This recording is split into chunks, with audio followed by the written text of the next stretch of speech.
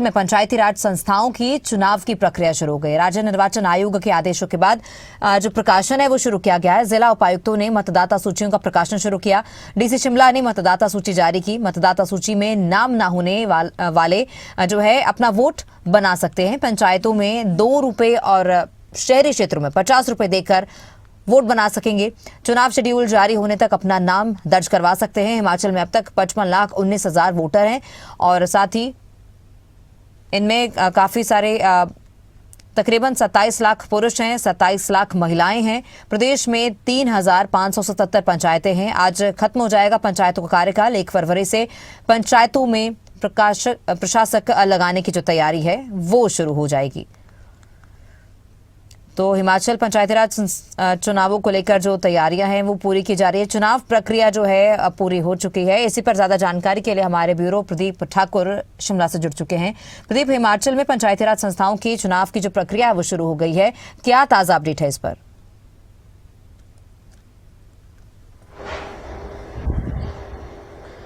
बिल्कुल, देखिए, पंचायती राज संस्थाओं के चुनाव करवाने को लेकर जो प्रक्रिया है वो अब शुरू हो चुकी है और चुनाव आयोग ने भी ये निर्देश दिए थे कि सभी जिलों के डीसी मतदाता सूची का प्रकाशन करेंगे और इसी कड़ी में शिमला जिला की तरफ से, यानी जो डीसी शिमला है उनकी तरफ से मतदाता सूची का प्रकाशन कर लिया गया है।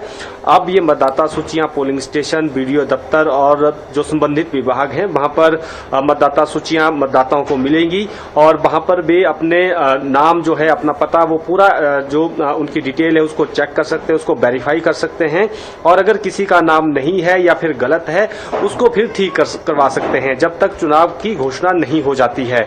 और उसके लिए भी जो पंचायतें हैं वहां पर ₹2 और जो शहरी क्षेत्र हैं, क्योंकि शहरी निकायों के भी चुनाव होने हैं तो वहां पर ₹50 इसकी जो है फीस रखी गई है। और एक तरह से हम कह सकते हैं एक लंबा इंतजार था कि आखिर पंचायतों के चुनाव कब होंगे, क्योंकि आज पंचायतों का कार्यकाल खत्म हो रहा है और इससे पहले ये चुनाव होने थे, लेकिन आपदा की वजह से इन्हें टालना पड़ा है। और अब हाईकोर्ट ने आदेश दिए हैं कि 30 अप्रैल से पहले चुनाव करवाने हैं। 28 फरवरी तक सारी चुनाव से जुड़ी प्रक्रियाएं जो कंप्लीट है, पूर्ण करनी है। तो इसी कड़ी में ये एक सबसे बड़ा काम शुरू में रहता है मतदाता सूचियों का। और इसके बाद आरक्षण रोस्टर भी जारी किया जाएगा जिसमें पंचायत है, प्रधान है, उप प्रधान है, वार्ड मेंबर है, साथ ही बीडीसी हैं, जिला परिषद हैं और यही प्रोसेस जो है वो नगर निकायों में भी उसको जो है वहां पर शुरू किया जाएगा। तो उसका भी अभी इंतजार है। तो कुल मिलाकर कह सकते हैं कि जिस तरह से शुरुआत हो चुकी है तो 28 फरवरी तक, क्योंकि हाईकोर्ट में भी राज्य चुनाव आयोग और सरकार ने अपना जवाब दायर करना है, तो उससे पहले ये सारा प्रोसेस कंप्लीट किया जाना है। तो एक तरह से हम कह सकते हैं कि अब चुनाव, पंचायती राज संस्थाओं के चुनावों को लेकर जो है वो शुरुआत हो चुकी है। और अभी जिस तरह से कुछ पंचायतों का पुनर्सीमांकन, उनका रिस्ट्रक्चरिंग जो है उनकी होनी थी, वो प्रोसेस भी शुरू हुआ था और जानकारी है कि 31 के करीब ऐसी पंचायतें हैं और उनके प्रपोजल कैबिनेट में जाएंगे, फिर उनको नई पंचायत के रूप में या उनकी सीमाएं नए सिरे से तय की जानी है कैबिनेट की मंजूरी के बाद। लेकिन आज क्योंकि आखिरी दिन है पंचायतों के कार्यकाल का, कल से प्रशासक लगने हैं, तो अब देखना यह होगा कि आज शाम तक राज्य सरकार क्या प्रशासक नियुक्त करती है या फिर जो 3 सदस्यीय कमेटी का भी एक प्रस्ताव है या उसके हवाले पंचायतों का कामकाज दिया जाता है। ये सारी बातें देखने की होंगी क्योंकि इसमें भी राज्य सरकार के स्तर पर ही फैसला होना है और पंचायती राज विभाग ने इसकी फाइल मुख्यमंत्री कार्यालय को भेज दी है। तो इस पर भी संभवतः आज शाम तक निर्णय हो जाएगा। तो कुल मिलाकर कह सकते हैं कि अब पंचायतों के चुनाव का दौर जो है वो शुरू होने वाला है। प्रदीप, बिल्कुल, तो चुनाव शेड्यूल जारी होने तक जो वोटर्स है वो अपना नाम दर्ज करवा सकते हैं जिनका नाम लिस्ट में नहीं है। तो इसकी प्रक्रिया क्या रहने वाली है? और दूसरा सवाल ये कि प्रदेश में कितने पुरुष वोटर्स हैं, कितनी महिलाएं वोटर्स हैं?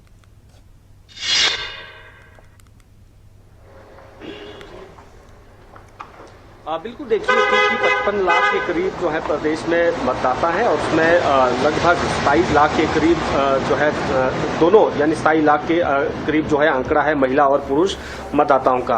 हालांकि जिनके नाम इसमें अभी दर्ज नहीं हुए हैं या फिर कोई गलत नाम है तो उनको ठीक किया जा सकेगा और पंचायत सचिव के पास या बीडीओ दफ्तर में वो अपना नाम ठीक कर सकेंगे और उसके लिए जो निर्धारित फीस है वो भी रखी गई है। हालांकि शुरू में पंचायत सचिवों के पास ही जो ये वोटर लिस्ट आएगी वहीं पर ही अप्लाई किया जा सकेगा जिनके वोटर लिस्ट में नाम नहीं है। और उसके बाद जब ये सारा प्रोसेस पूर्ण हो जाएगा, क्योंकि अभी जिस तरह से हमने पहले जिक्र भी किया कि 31 के करीब नई पंचायतें हैं या फिर उनका जो पुनर्सीमांकन, उनका पुनर्निर्धारण हुआ है, उन पंचायतों के लिए जो अनापत्तियां हैं वो भी ली जानी है। तो लगभग 15 दिन का ये भी प्रोसेस रहता है। जैसे ही वो प्रोसेस कंप्लीट हो जाएगा तो आरक्षण रोस्टर जो है उसमें फिर उसकी सूची जारी की जाती है जिला डीसी की तरफ से। और जैसे ही ये सारा प्रोसेस 28 फरवरी को कंप्लीट हो जाएगा, फिर सारा काम राज्य चुनाव आयोग का है चुनाव घोषणा करने का, और वो देखेंगे कि चुनाव कब करवाए जा सकते हैं। क्योंकि मार्च का महीना परीक्षाओं का भी रहता है और ज्यादातर पोलिंग स्टेशन स्कूल होते हैं, तो हो सकता है कि मार्च के महीने को चुनाव उस दौरान घोषणा ना होकर या उस दौरान घोषणा करवा के अप्रैल महीने में चुनाव करवाए जाएं।